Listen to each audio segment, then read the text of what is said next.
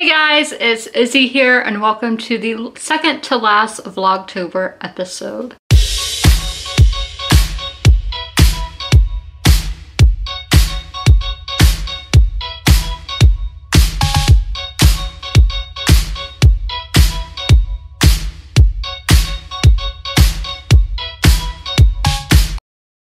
Okay, so I just got in from taking pictures. Just like, this is my fancy expensive looks. It's everything is from Taylor Factory, but I will do an outfit of the day later. So I am about to read and stream on Twitch. I left the link down below in the last vlog, but if you guys would like a link, let me know and I will send it your way. I'm out of breath because I moved furniture inside, outside, all of that. So I am going to read. I feel like a pirate because I'm wearing leather pants and like knee-high boots. I used to have riding boots and they were leather. These are suede. So I finally got a pair again. And I like my outfit. These leggings are not really the fit that I want. They're very comfortable because they're loose in the waist, hips, I don't know, because it's higher than my hips. It's kind of loose in that area and I don't really like that. You can't wear a belt with them, so that's kind of annoying, but other than that, it's all good. And I am going to— the lighting's probably kind of awkward because when I was doing Twitch, I had to make it for that camera, for that lighting to look good. So I'm on page 86 now. So I want to talk about what we read in the chapter of the Virgin Queen and her pirates. So what I learned from this chapter is that I didn't know that Queen Elizabeth was paying pirates. So I'm going to read you what I highlighted, and that is: she condemned piracy publicly to appease Spain, but privately she supported a fleet of sea dogs, pirates she employed to steal Spanish treasure, horn in on the slave market, and defend England from her enemies. So I thought going against the Spanish Armada, it was the English Navy, but she actually had pirates. So that's really fascinating. So that's all I'm going to read until 6 o'clock. We are going to go to Target now. Girl, I got this tripod to go in stores with, but it is still huge. I want it to be like cut off right there. Like half the size of this. This thing is huge. Like, this is not 3 inches. This is bigger than 3 inches. So I don't know if y'all can see my outfit. Everything is from Taylor Factory. You can't really see my boots. They're right there. Necklace, everything. So this isn't really 80s. Because I want to go for an expensive 80s look. This one is not quite. This is more just plain out modern. Again, I don't like the fit of these leggings. So the front is like fake leather and then the back is this normal legging material. Don't really like how they turned out. Guys, Target is getting all the Christmas stuff. I'm getting a Christmas sweater, but here's the Harry Potter advent calendar. I'm not gonna do one of those. I'm not doing a Funko advent calendar this year. Oh, look at them. Oh, we have more over here. The little Mandalorian lunchbox is cute.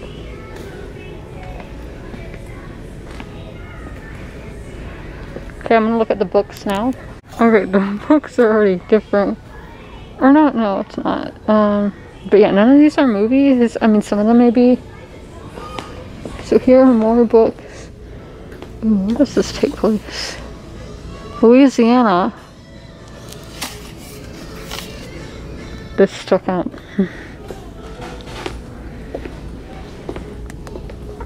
Random beanie.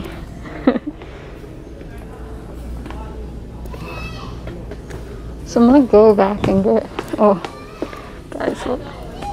My current favorite. And it's my all-time favorite too.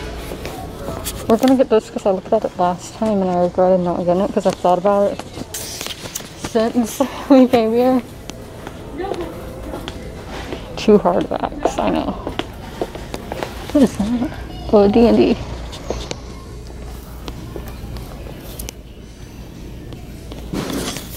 Here's a little book of Christmas stories. It's cute.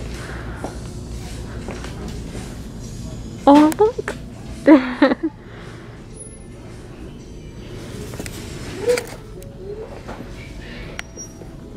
How the decorations hide my glasses. But it's fun to look at the Halloween stuff. time for the dramatics. Oh my gosh, all the lipstick. I cannot see right now because my glasses are fogged up, but it feels so good to go back to Target. I mean, I've been one more time since, but it feels so good to be back at Target. My hair is everywhere now, but I'm going to show you all what I got. So here's the Lannister sweater that I got, Christmas sweater. It says I drink and I know things, and I saw it and I was like, I have to have it because the Lannisters are my current favorites. So this is the book we looked at the last time we went to Target. It is Liberation by Imogen, I only said that name wrong, Keeley. And this, the tagline says hero, soldier, spy, leader. Her name is Nancy Wake. So I think she's, okay, well, for the first paragraph. To the Allies, she was a fearless freedom fighter, a special operations legend, a woman ahead of her time. To the Gestapo, she was a ghost, a shadow, the most wanted person in the world. So that all stood out to me. So this is in, they're going to make a movie of this. The next one I got, the first book in this is Popular, and I have not, I may own it, I don't know. But it is called The Book of Lost Friends by Lisa Wingate. So it's set in Louisiana and after the Civil War. And there's so many books that take place in like England and in Europe during that time because that is the Victorian era, but never in America. And I really think that time in America is fascinating. It is a transitional period of going from after the Civil War to the 20th century. Yeah. So it's like an awkward time in American history. So this one says, from the #1 New York Times bestselling author of Before We Were Yours comes a new historical novel, the dramatic story of 3 young women searching for family amid the destruction of the post-Civil War South, and of a modern day teacher who learns their story and its vital connection to her students' lives. So this is actually, it's kind of torn right there, but that's fine. So that all sounds very fascinating. So it's going between Louisiana in 1875 and Louisiana in 1987. So this is between those two. I love multi-timeline books. And again, everything else, I thought it sounded very interesting. So that is everything I got at Target today. Okay, let's do a reading update. So I just read my second chapter for the day. So I am on page 102. So the chapter I just read was called The Golden Age. So this chapter was really about the Buccaneers, not with Tom Brady and Gronk, not those Buccaneers.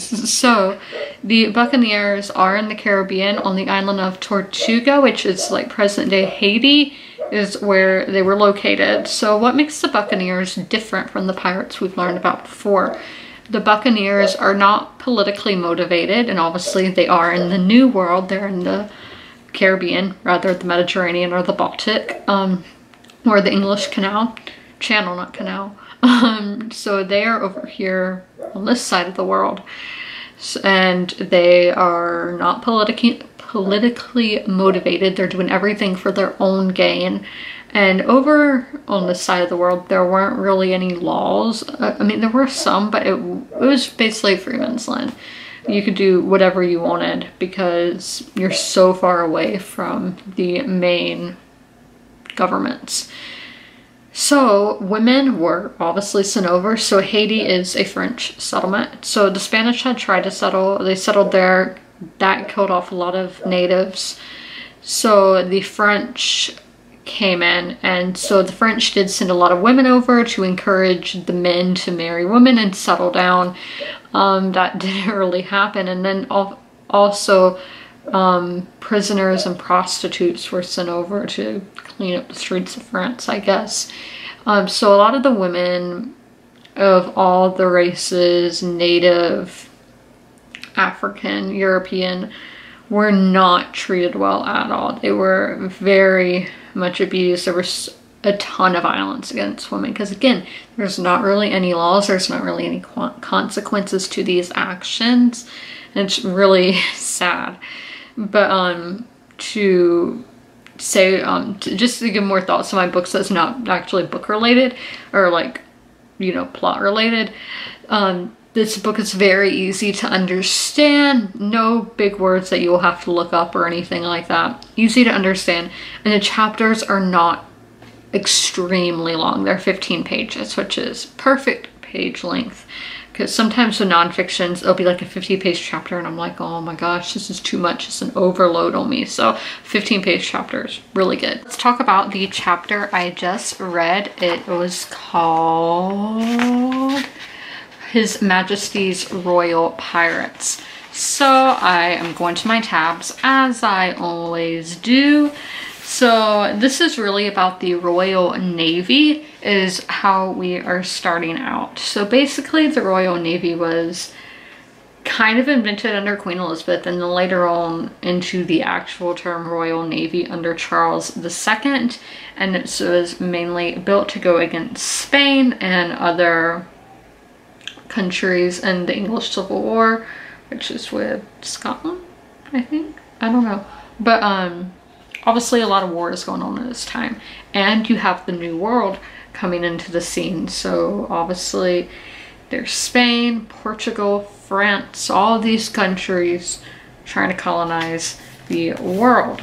So when the Navy, the Royal Navy became a thing, they were basically like a draft. They were just getting anybody they could, pulling them off the streets, people who didn't sign up, to be put into the Royal Navy.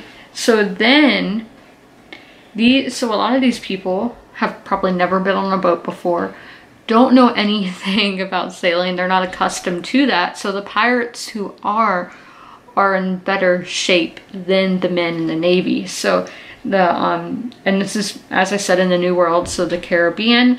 So this quote says, the pirates were more accustomed to the weather and generally healthier because they're not seasick. They're used to the world that they're in and all of that. So then another quote I have here is, Marcus Rediker goes so far as to claim that nearly all pirates began their careers as navymen, merchant sailors, or privateers, which makes sense because these men would have the benefits of sailing skills and training that these occupations provided. So just theory building on that is they're in the Navy, they're under strict command. So leaving that and doing something of their own, being pirates, as I talked about earlier, everything is free. You're not doing it for a political cause. I think that would be appealing. And you're in a new world. That sense of adventure, maybe, all of that. So then another quote I have here is, the Royal Navy also had countless women in its ranks during this time. So y'all are probably like, how did that happen? Didn't women couldn't join the militaries till like the last century? These were women dressed as men, pretending to be men, getting out of bad life situations. Being in the military, you have a bed to sleep in, you have food, you're getting paid. So that is why a lot of women were joining in. And again, sense of adventure. So we have this first woman, who was it? Hannah Snow and Marion Tablet are the first ones. So you have one, her daughter died, so she probably thought she had nothing else in life to live for, so why not go fight for England? And she later on, when she was discovered as a woman, most were, she actually fought to get paid and lived and had a lot of fame for the rest of her life. The first one was discovered at a young age, discharged, and didn't get any money from that. So then we have more women who, the similar things that happen of joining the military because it gave them a better life, and some went on to become pirates like the men who had joined the Navy as well. I'm gonna read the next chapter after I play a game of Fortnite and take my bath. Hey guys, so I am going to go vote. They have opened satellite offices in my county yesterday, so if y'all, the majority of the people watching this are probably in big cities, so it doesn't matter. But bring your ID, your registration card thing. You don't really need that, but I always bring mine just in case. And a mask, of course. I'll put mine on once I get closer to the place. Okay guys, so I just got back from voting. It took about 45 minutes. and it was really hot, but that's fine. That's part of living here. So it took about 45 minutes all the way through, and it was not difficult at all. I knew going in who I was voting for, and you should. When you're going in, you should know who you're voting for. Look, we have Penny here. Oh my God, what is she doing? Look, she's so excited I'm home. But yeah, as I said, I went to a satellite location, which is about 10 minutes from my house, but in a smaller town, of a town that only has like 2,000 people, I think, instead of my town that has 35,000 people. So you can vote anywhere in your county. So my county has 4 locations as of if you're voting early. But if you're voting on the day of, you will go to whatever is on your I'm not showing my thing, whatever is on your little card. And then in South Carolina, you get one of those. I'm not sure if in every state you do, but let me show you on the sticker to prove I did vote for president for the first time today. I'm not really gonna go into politics on my channel, but I just wanted to say I did vote for senators because I am in South Carolina, sheriff, and then some little categories that aren't, I'm not gonna say they're not major, but there's only like one person running in the category. So yep, so I got to vote, and yeah. Guys, I'm gonna talk about these stuff. I'm getting my cat some treats. Both my cats and my dog has probably had some too. They love these. Yeah, he jumped in the chair, you can't see him.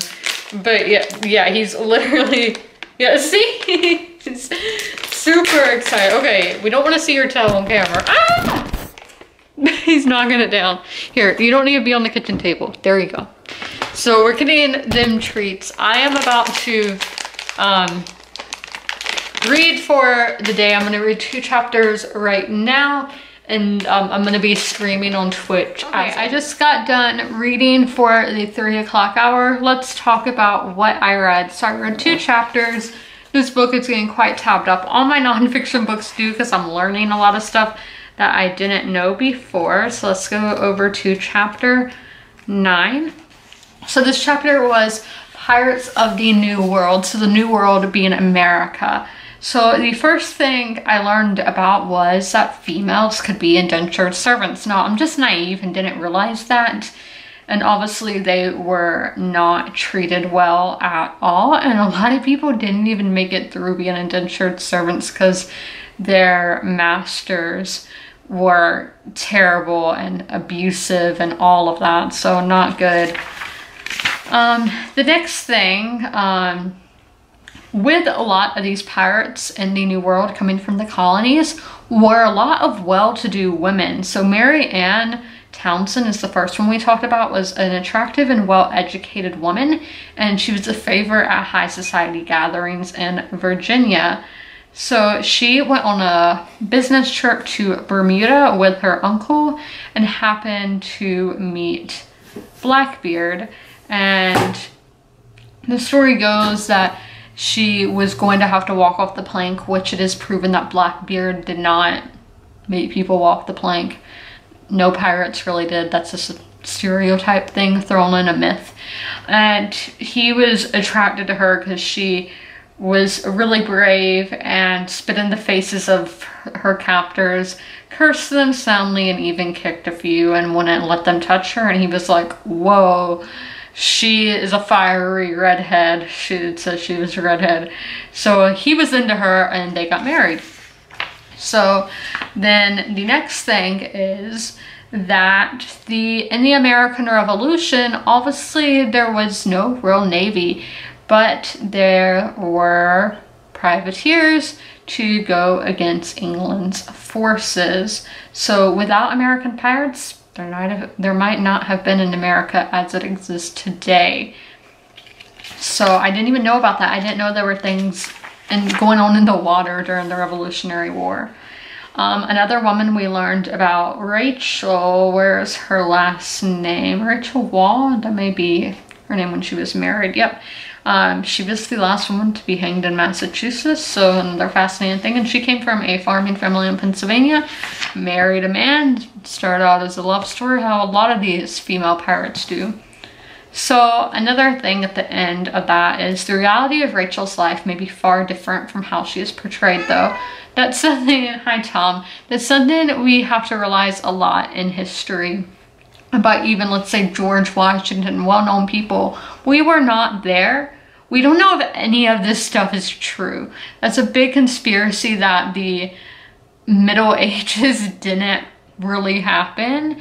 I don't necessarily believe that, but that is a conspiracy, that we don't know if a lot of these events in history are how they are. We don't know. We were not there. So everything in history that we learn, we don't know if it's 100%, and you should keep that in mind as you are learning a lot of stuff.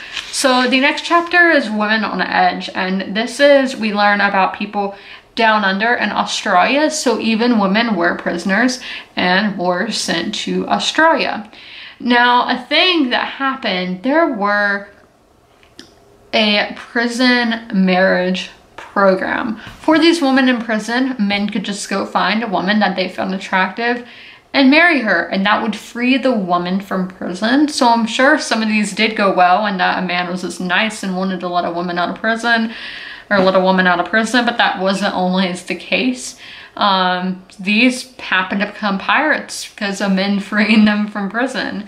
And then the other one was in Canada, and again, these were people who needed money.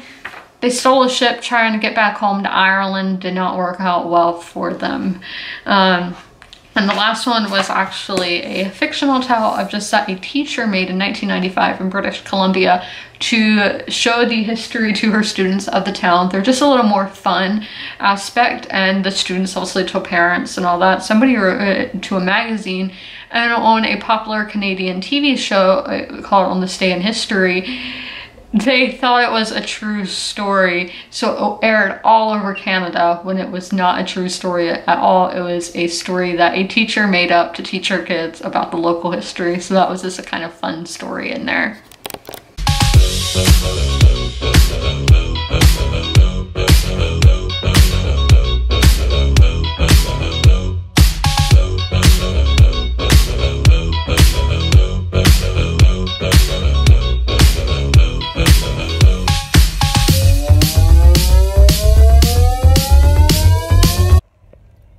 Y'all, I come to Buffalo Wild Wings to pick up my food, and there's a whole fair happening in the parking lot. Like, what? There's the Ferris wheel, the spinny things, the chairs that go up in the sky. I don't know ride names.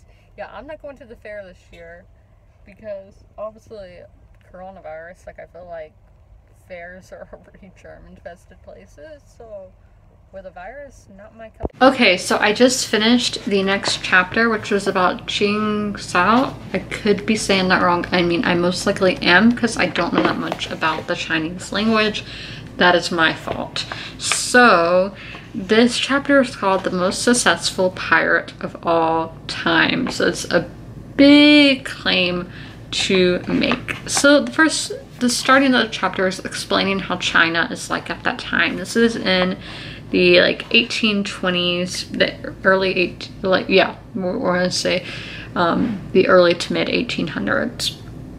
This is opium is getting pushed in under the table into the country illegally, obviously, which is very bad, coming from British colonialism in India and all of that.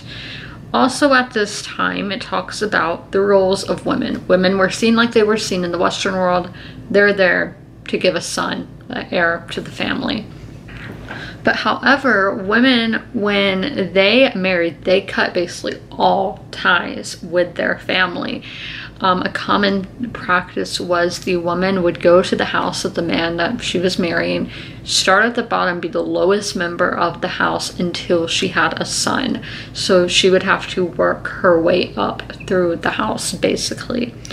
And then in China, there were concubines. Now, the concubines aren't viewed in the same way as they're viewed in the West. The concubines were only there to give an heir. If the wife did not have a boy, it'd be a concubine until there was a boy. That's how they did it. So, obviously, we talked about how the British East India Company is around this area, and a lot of other countries in Indonesia. You have like the Dutch, you had the French in some areas. So a lot of colonization, I said colonialism earlier, I meant colonization, is happening. So there's obviously pirates can profit off a lot of that. So Ching, she did some stuff. She married a man, and that he was a pirate, and Chinese pirates were paid to do stuff in Vietnam where a rebellion was happening. But obviously after that ends, where do they go? They go back to China. So one of the and she had the biggest fleet. No other pirate in history, male or female, is known to have as many ships or as many pirates under their command than her. So that is amazing. It's so interesting because I had never heard of her before. I haven't heard of the majority of the women in this book. I think I've only heard of Anne Bonny. So that is one thing. So her biggest accomplishment was getting a negotiation done with the Chinese government. So with the main thing she wanted, I'm just gonna read you. So she pushed aggressively for a settlement in which the pirates were able to keep all the money they'd won, avoid jail, obtain jobs in the military if they wished. For Cheng Pao, which is her second husband, in the Navy, and permission to keep a private fleet of his own. Also part of the settlement was the sum of money paid by the government, which was to be used to help pirates transition into civilian life on shore. And she got what she wanted. The Chinese government's really the only one to bow down to the pirates and be like, they were able to make an agreement, and she was the only pirate ever to do that. It said later on, yeah, some pirates were killed in battle, some killed by the law that caught them, but Ching Ai, the first Sao pirates, would die warm in their beds, covered in cozy quilts, bought on the government dime. So she really cared about the people who were under her, and I respect that a lot, and it was really interesting getting to learn about her. So somewhere down the line, I miscalculated the number of chapters in the book. So we will be finishing it tomorrow, but the chapter today was more about the late 1800s after the Civil War.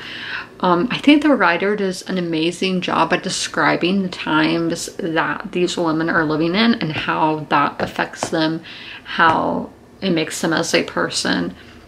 A lot of it was set in and around New York City, and the gangs and all of that, because obviously those kind of things tie in. There was one woman who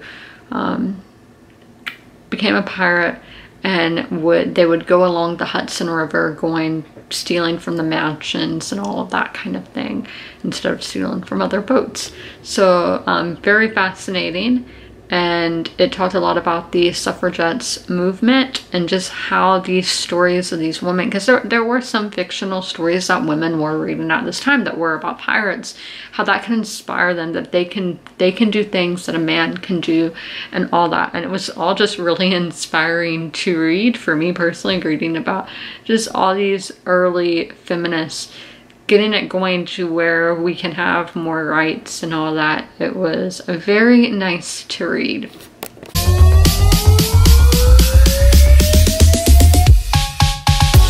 guys, so I got a package from Lush. I can't really get a good angle in here because it doesn't go down far enough. Okay.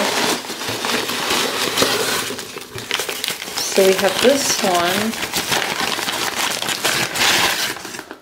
That is a bat.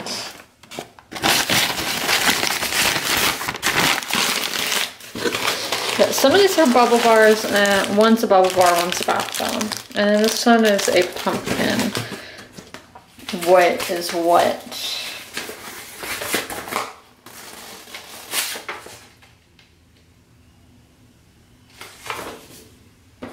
here's